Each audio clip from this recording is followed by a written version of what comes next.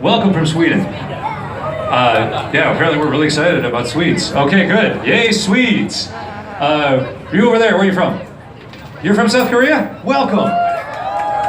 We're even more excited about South Korea. Sweden, boo you! Nah, the South Koreans are our true friends. Nah, all right, you're all welcome. Wherever you are from, welcome to Chicago. It's a beautiful place. I don't really need to tell you that because we're going to be staring at it nonstop for the last night. My whole job is to make it more beautiful. Let us begin by talking about why is Chicago beautiful. Like, you are here on the river tour, most places don't have one of those. It's because all of these skyscrapers you're about to see along this river are descendants of the first skyscraper in the world, which was built here in 1885. The Home Insurance Building, a 12-story steel-framed building with an elevator, offices at the top, retail at the bottom. Because of all of those features, we call that the first skyscraper. Fast forward 140 years, we have a lot more, lining the banks of a narrow river. And it's not just that we had like the first skyscraper, it's that we kept building them. There were lots of cities around before skyscrapers, and there were lots of cities after skyscrapers. But Chicago is the skyscraper. We're going to see every style of skyscraper design that has ever existed along the banks of this river. 140 years of some of the best architecture on the face of the planet. This is called the Chicago River Architectural Canyon right here. All of these beautiful towers up to the sky. Now, Chicago is young. The town of Chicago was founded in 1833 with 150 people. By 1871, we had 300,000. Then we burned to the ground, Great Fire. Then we come back up to 1 million, 2 million. We were the fastest growing city in the world for a while. But these neighborhoods right here are young even by Chicago standards. Up until the 1970s, this was all harbors, warehouses, and factories. This was all a giant rail yard. And then it was a golf course till like the 80s. But new land, new buildings, new residential buildings, more importantly. Because that's what all these are. All around us right now is residential. These are homes for people with way more money than I will ever see in my entire life. But on our left, this one that's under construction right here is called Vista. It will be the third tallest building in the city when it's done, designed by a woman named Jeannie Gang of Studio Gang. All right, stay with me here. Let me see if I can try to describe how this is going to look, because I'm super excited about this building. Imagine a pyramid, right? You got four sides, pointy top. Chop the top off. Now you got like a four-sided angled shape with a flat top and a flat bottom. Take two of those, put them upside down on top of each other, and now you got like an angular hourglass, right? Four of those angular hourglasses, one on top of the other, up to 1,198 feet. Oh my God. Yeah. That will never be able to afford to live in it, but it will look really pretty, so very cool. Now this triangular building over here, this was designed by Harry Weiss. He's a big fan of triangles. We will see several triangular buildings by him on this tour. You can see the two alternating colors of glass. We got the really reflective glass for the framework of the building, and then the tinted glass for the windows. And behind the triangular building, you can see the curves of aqua. Now this was completed in 2009, designed by Jeannie Gang, same woman who's doing Vista. And this is all about maximizing views. When they were designing this building, they built a scale model of this area. They put laser pointers at things you'd want to look at, and then show them at the model of the building. Where you see a lot of laser dots hit, you got a lot of views, that's where you put the balconies. No laser dots, that's where the balconies disappear. They kind of ebb and flow over the face of the building. All right, now up ahead on our right, as we come out from underneath this bridge, you're going to see a building with a yellow dome on the top. It'll be lit up another color. It's called the Intercontinental Hotel. Built in 1929. Now, the red lit dome with the rotating light there, that's there because the building was funded and originally owned by the Shriners. Big fans of Middle Eastern themes, dome on the top of their building. There's no space up there, it's just decorative. Now, up ahead on the left, there's a building with a curved front and a smaller dome. That is the London House building. It got built in 1924. It's an example of an architectural style known as Beaux-Arts. Beaux-Arts is a French term, which means fine arts. And the idea with Beaux-Arts is that the building is in a style that knows what looks good. the past, temples and cathedrals. That's what the building is trying to resemble here. So this was popular from the 1890s to the 1920s. This is one of the last years you'll find Beaux-Arts buildings in the city, 1924. But it looks very nice, and up ahead on the right you can see another building doing basically the same thing. This white building with the clock tower on it is the Wrigley Building, the former headquarters of the Wrigley Corporation. First building on the left from 1921, connected by 2 sky bridges to the second building on the right from 1924. Now this is modeled after La Giralda, the Giralda Tower in Sevilla, Spain. So there's a lot of Spanish Renaissance detail to the outside of it. It is clad in 6 different shades of white terracotta tile. And the clock tower is a pretty good way of letting you know this was built before 1925. Because 1925 is about when pocket watches get cheap and plentiful enough that you can assume everyone has one. Before then, you need the clock towers to keep everybody synced up. After then, they become decorative, optional. That 4-year-old is wasted. These are older buildings on either side here, but right up in front of us, we have a more modern building. This is the Trump Tower, the second tallest building in Chicago. 98 stories, park and hotel condos. It was designed by Adrian Smith, an amazing architect with buildings around the world. He did the Burj Khalifa in Dubai, which is right now the tallest building in the world. But he lives here. A lot of his work's here. His practice is based here. So this building is about his love for the city. Now you look up at the base, we got this kind of wavy pattern. That is about the bends and curves of the river. You look all the way up towards the top, and you'll notice that we have 3 patios or setbacks. The first setback is at the height of the first setback of the Wrigley Building. The third is at the height of the black glass and steel building coming into view up ahead to our right. The second is at the height of nothing in particular. That one is just there to look good. But from the first to the third, he sets the contrast between 2 very, very beautiful styles of architecture, the very decorated ones of the Beaux-Arts era, and modernism. We're going to talk about modernism more later on. This is from 1968, the last building ever designed by a guy called Mies van der Rohe. But right now, we got a beautiful framing of this building with the dome up ahead to our left. This is from 1926, 35 East Wacker Drive. It was built as a jeweler's warehouse, and to help the jewelers feel safe, this had a car elevator on the inside. When this is first built, you drive into the basement, your car is taken up, you grab your jewelry, and you leave. Which sounds really cool, but it is ridiculously expensive and incredibly impossible to maintain. It breaks down all the time. So they removed the elevator in the 40s. It's no longer there. Up ahead to the right, 2 of the most distinctive and famous buildings in Chicago, the Marina City Towers. These were built in 1964, designed by Bertrand Goldberg. He's a big fan of nature, said the natural world had no right angles, neither do his buildings. It goes in for circular curving forms instead.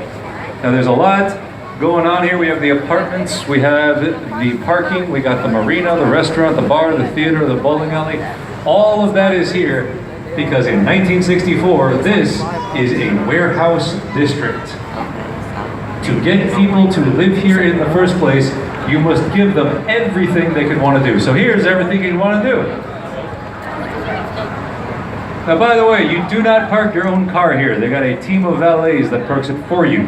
There has never been an accident where somebody drove off the side. Did that deliberately for Hunter with Steve McQueen back in 1982, but that was intentional. We'll be going underneath a lot of bridges tonight. Chicago has 80 bridges total. 28 of those can move. Raise, lower. We have more movable bridges than any other city except Amsterdam. Amsterdam has like 350. Now most of ours are what's known as a bascule trunnion design. Simple concept, each half of the bridge balanced out by a very heavy counterweight, which makes it easy to raise. It only takes a 100 horsepower motor on either side to get the gears turning, the bridge rising into the sky. They can open in less than a minute. Now we needed bridges like this because this used to be a cargo river lined with boats from all over the world unloading goods. Now lined with guitar players.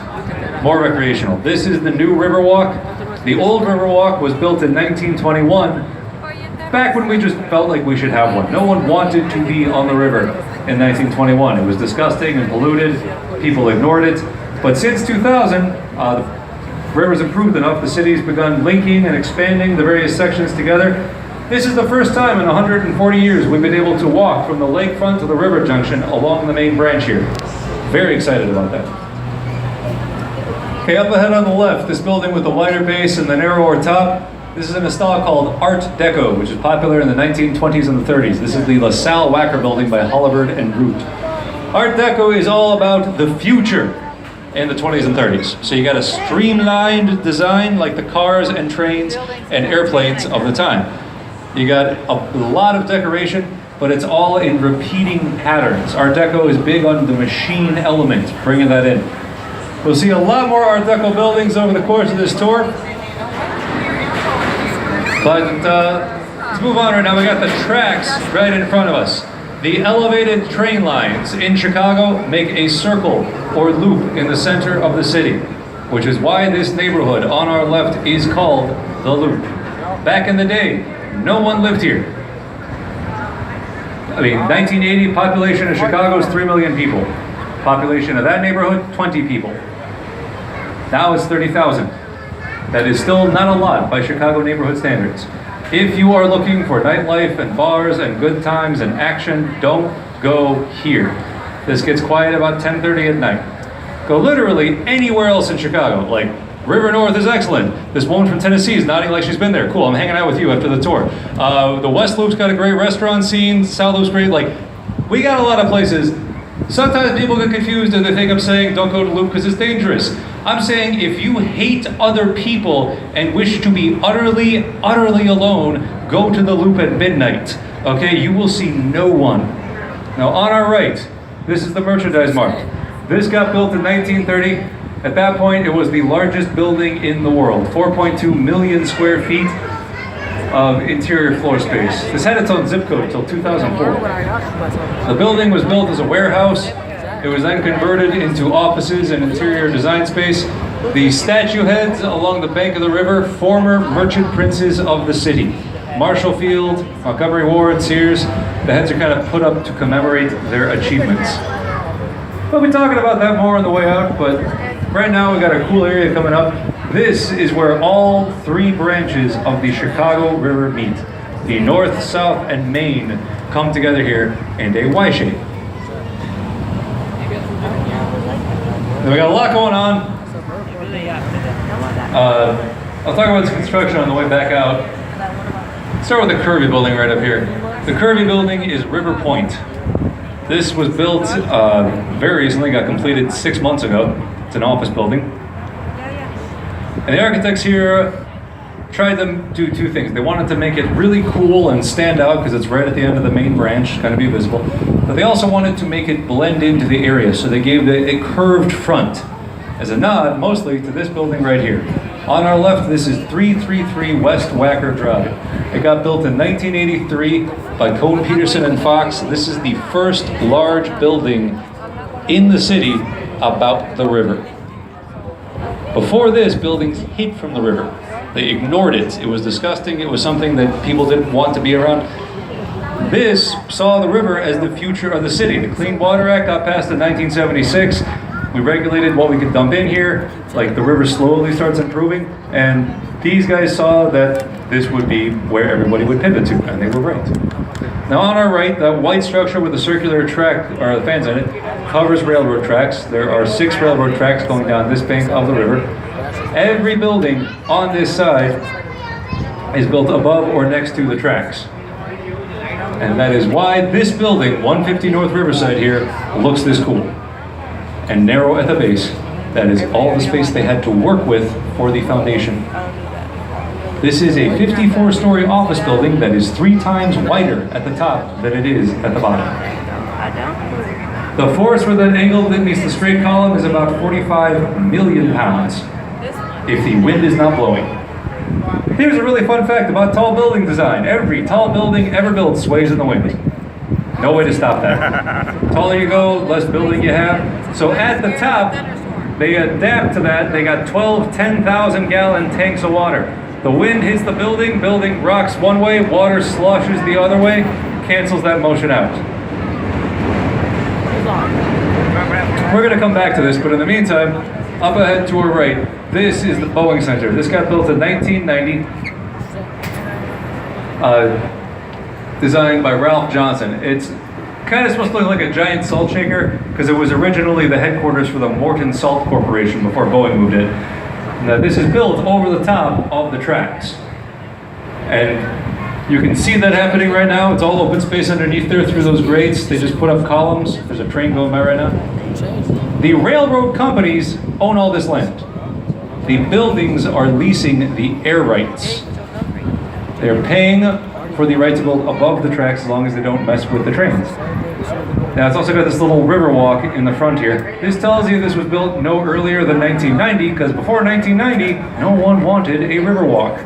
Like this on our left is from 1965. A Riverwalk here would have been a waste of time and money. The building itself is a waste of time and money, but we're not going to get into that. Beyond it, the Civic Opera building here is from 1929. This is a statement about culture and grandeur and how we have these things. It's about magnificence, and it ignores the river entirely. Because that's what culture does in 1929. Now the blank area here is the back of the main stage. Everything above that is rental offices. And the idea when this gets built is that the rent from the offices supports the building. So you are not relying on the opera revenue to keep your revenue or windows fixed. You might have noticed, by the way, that building is spelled with a V instead of a U. The Romans did that. Latin does not distinguish between U and V, ancient Romans, I mean. So anytime you're trying to act classy, see every museum from the 1800s, you do that. Best part though, those words were added in 1992. Because before then, nobody on the river cares, it's an opera. Now on our right, this is Union Station. And above it, on either side, we have modernist buildings. Yeah. Modernism is popular from the 30s through the 80s, and it's all about the watchwords of Mies van der Rohe, often called one of the fathers of modernism. Less is more. God is in the details. Your building should be honest. If it's an office building, we're not going to dress it up like a temple. If it's built out of steel and glass, that's what we decorate with. Now these two right here, this is in a style called Black Box Modernism. It goes out of fashion in the mid-60s, and they start playing around with that. So you look at the background there, that angular one is from the 80s, still modernist, simple on the outside, but they got that messing with the shape aspect into it. This on our left is from 1961. Still simple, but the windows are pushed into the frame. You give it some visual depth, and as a side benefit, the frame shades the windows. Beyond that, this is clad in highly polished granite. That's why it's all shiny. There are no carvings though. Ornaments, excess decoration is a crime in modernist thought. A couple more back there. I realize a lot of you guys are probably thinking, okay, it's a bunch of office buildings, why are we talking about it? I'm not trying to say these are the most beautiful office buildings in the world, but I do want to point out the reason you think these look like basic office buildings is because modernism defined what you think an office building looks like. I mean, take yourself back to the 1930s. You've never seen anything like this before. It looks alien and weird. This is like the monolith out of 2001: A Space Odyssey. And then thousands of copies of it go up all over the world. Which kills the style, because one or two of these is interesting and unique, but thousands of them, people stop caring. Like, you can only do this so much. Size is still pretty impressive though. And as you come a little bit further forward here, you're gonna look all the way up on the left and you will see the tallest building in Chicago. Now, this is officially called the Willis Tower. Almost everybody calls it the Sears. Either way, we will talk about it on the way back up because we get a better view and you don't have to crane your neck. In the meantime, you look up ahead to your left here, this building with the red rectangle.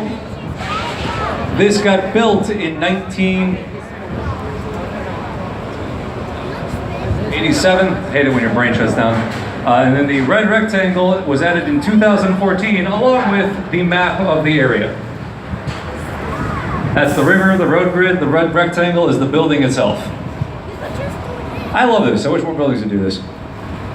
And this also shows you the old attitude towards the river. So the gray wall is blank because that is the mechanicals of the building. That's where the elevator shaft and the air conditioning ducts are. If the offices were wrapped around that like a U, and if that was built today, it would be flipped. The U would face the river for the views. Mechanicals would face the street.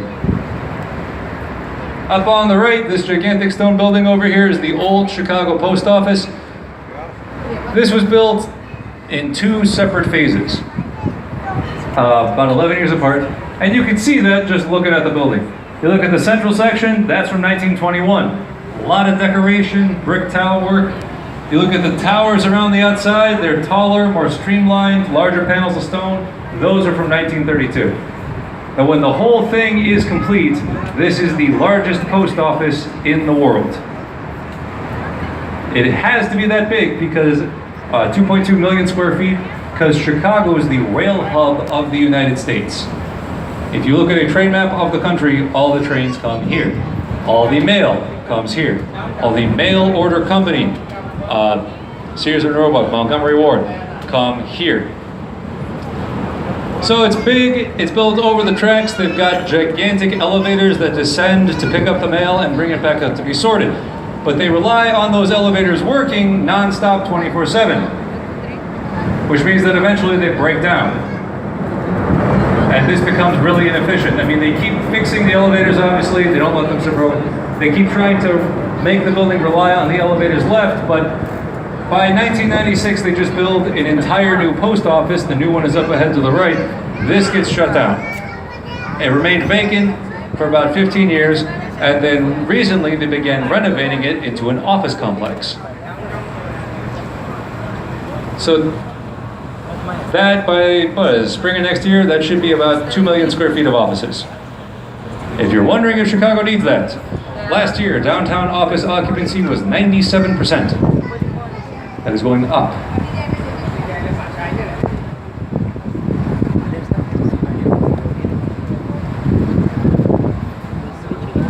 Right up in front of us, you can see a couple construction cranes and a whole bunch of empty space, which might strike you as weird. That neighborhood, not great.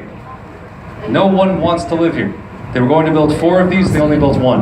But now, for the very first time, people really want to live here. That is the first of 5 residential skyscrapers going up. 3 on this, 2 on the other side, townhomes down to the bridge. Past that bridge is a 40-acre empty lot. The private owner of that is calling for about $5 billion of investment over the next 20 years.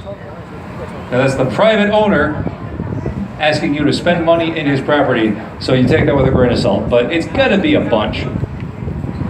And it's appropriate the city's changing this much right here because we're going by the spot where it changed forever. The origin point of the Great Chicago Fire. October 8th, 1871, a massive, devastating blaze wipes out a huge portion of the city. If you have heard about this, you might have heard Kathleen O'Leary was milking her cow, which kicked over a lantern, set her barn on fire, and the city on fire. That did not happen. Kathleen O'Leary was real. The fire started in her barn, and if you look over there to your right, see that radio mast in the background? Just to the right of that is the Chicago Firefighters Academy on the former site of the O'Leary farm. So that is where the fire actually started. We do not know what the actual cause was, and it does not matter. 1871, we were going to burn down. There'd been a drought for the last year and a half. Everything was bone dry. Everything was badly built. The fire breaks out over there. It sweeps 3.5 miles to the northeast. 18,000 structures are destroyed. 100,000 people left homeless. 300 people are killed. Still the worst disaster that city. On my tour, this is the greatest city in the world. And it is called the Second City because that is Chicago 2.0. And that is also an incredible view of it. So I'm going to turn off the mic and let you guys grab some pictures. Should you have questions, ask. Otherwise, we're going to be heading back up and I'll talk again in a little bit here.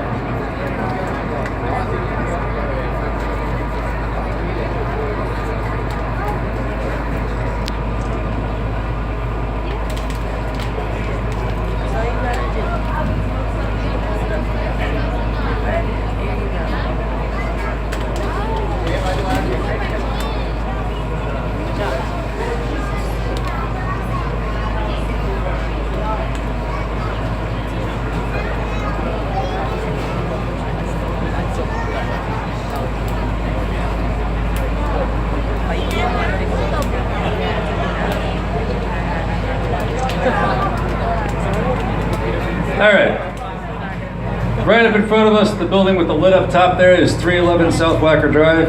This was built in 1989, and the light up top is 1,800 fluorescent bulbs. When they are all turned on, it outshines the moon. And it's doing that because it wants your attention. Otherwise you would just like look past it. But it's doing a pretty good job of grabbing your eyes. The very nicely lit up building with the statue on top is the Chicago Board of Trade building from 1930. One of the most beautiful examples of Art Deco, I mean anywhere, but definitely one of the most in the city. The statue on top is of the Roman goddess Ceres, the goddess of agriculture. A callback to all of the agriculture that came through here back in the day. She holds a sheaf of wheat in one hand and a bag of corn in the other.